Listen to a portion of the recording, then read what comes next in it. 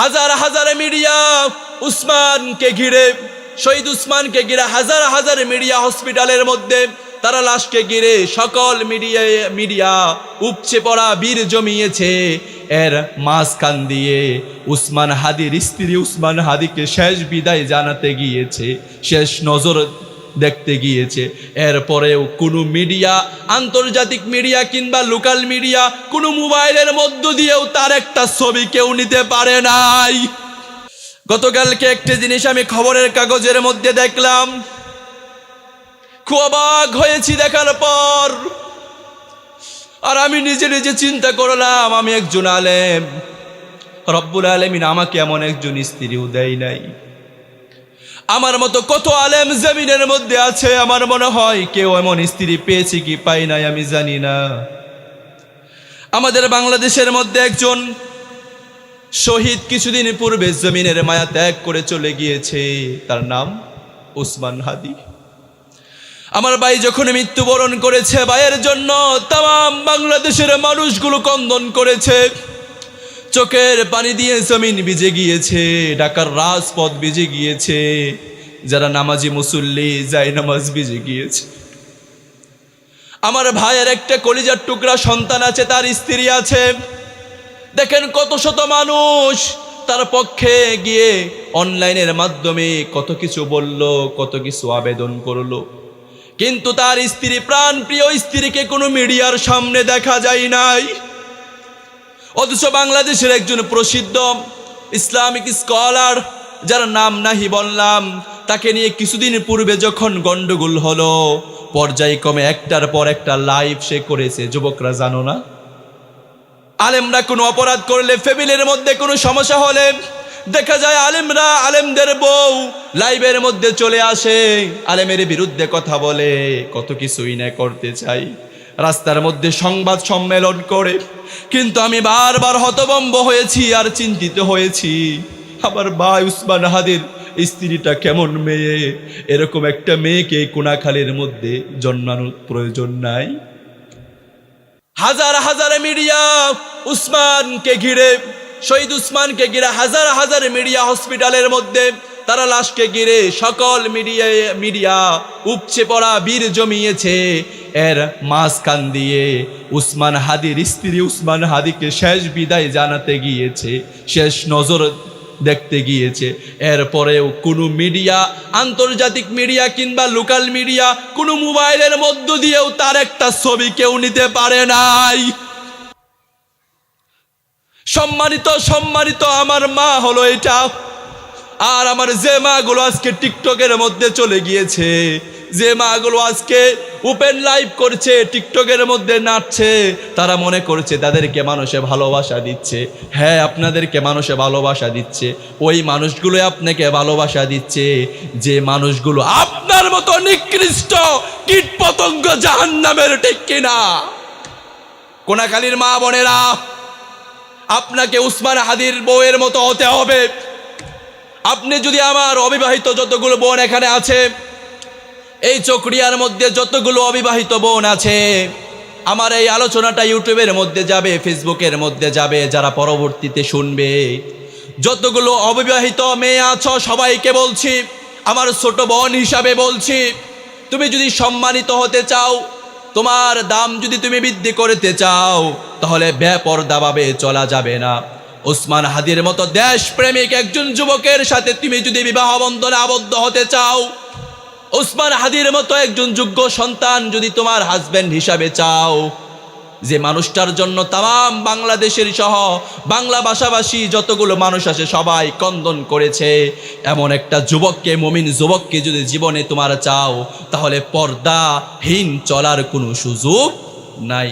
বেপর্দা যখন তুমি চলবা, তুমি হাজবেন্ড পাবা সেই রকম মার্কাই।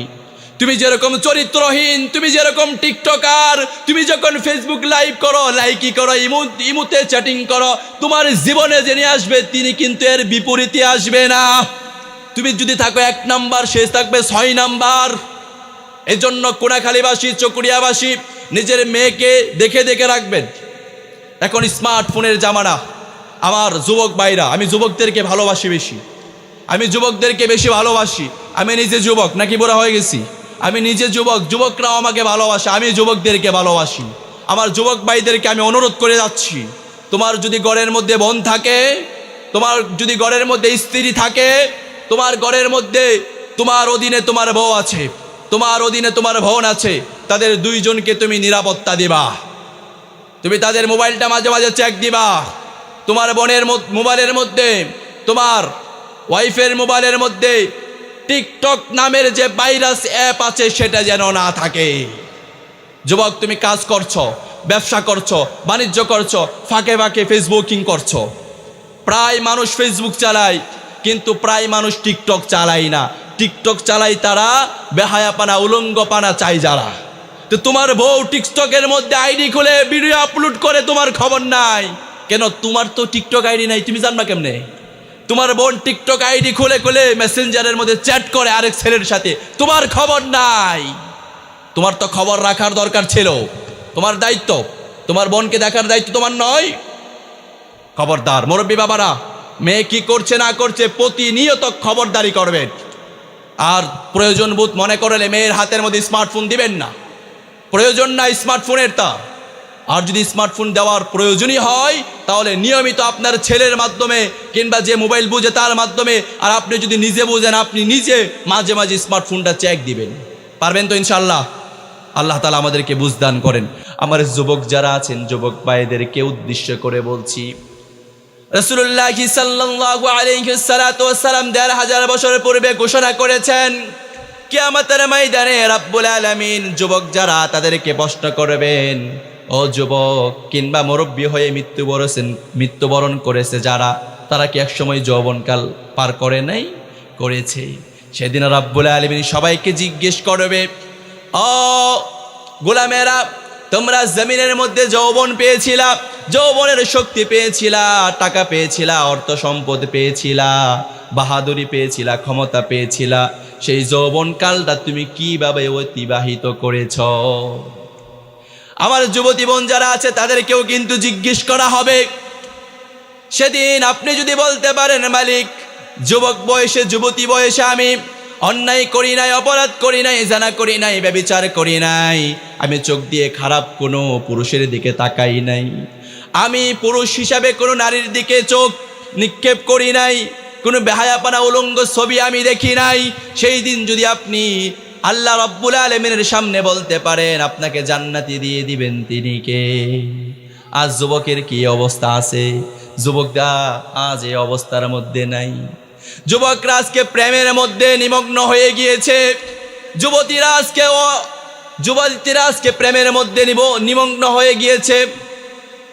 তারা রাত যখন গভীর হয়ে যায়, স্মার্টফোন হাতের মধ্যে নিয়ে কম্বলের নিচে গিয়ে গিয়ে কথা বলে। যুবক এই কোনাকালির মধ্যে একজনও নাই, এমন যুবতী আসেনি। ইনশাআল্লাহ এশারের পরপরেই আপনাদের চট্টগ্রামের প্রসিদ্ধ আলেম, চট্টগ্রামের আঞ্চলিক ভাষায় কথা বলেন। আচ্ছা, আমি ওনাকে আগে থেকে চিনি, ওনাকে আলহামদুলিল্লাহ খুব সুন্দর আলোচনা করে, গুছালো আলোচনা। আমি কিন্তু আবার চট্টগ্রামের ভাষা বুঝি। আমি হাটহাজারী মাদ্রাসায় পড়েছি, নানুপুরে পড়েছি, তো চট্টগ্রামের ভাষা কিন্তু বুঝি। দীর্ঘ টাইম চট্টগ্রামে কাটিয়েছি, চট্টগ্রামের ভাষা বুঝি, কিছু কিছু বলতেও পারি। ভাষার মধ্যে আপনাদের চট্টগ্রামের ভাষা খুব সুন্দর, পড়েন না আলহামদুলিল্লাহ। আপনাদের চট্টগ্রামের ভাষার মধ্যে আরবি আছে, উর্দু আছে, ফার্সি আছে, ইংরেজি শব্দও কিছু কিছু আছে। সব মিলিয়ে চট্টগ্রামের একটি ভাষা, নিয়ামতপূর্ণ একটি ভাষা। পড়েন না আল্লাহু আকবার। চট্টগ্রামকে আমি অনেক ভালোবাসি। চট্টগ্রামের মানুষ অনেক ভালো। চট্টগ্রামের মানুষের মতো মানুষ হয় না। এর মানে অন্য জেলার মানুষ খারাপ, এটা কিন্তু কই নাই। কালকে আবার অন্য জেলায় গেলে ধরবে আমারে না। তুলনামূলকভাবে চট্টগ্রামের মানুষ খুব আন্তরিক, চট্টগ্রামের মানুষ খুব মেহমানদারি করে, চট্টগ্রামের মানুষ খুব ভালোবাসা দিতে জানে।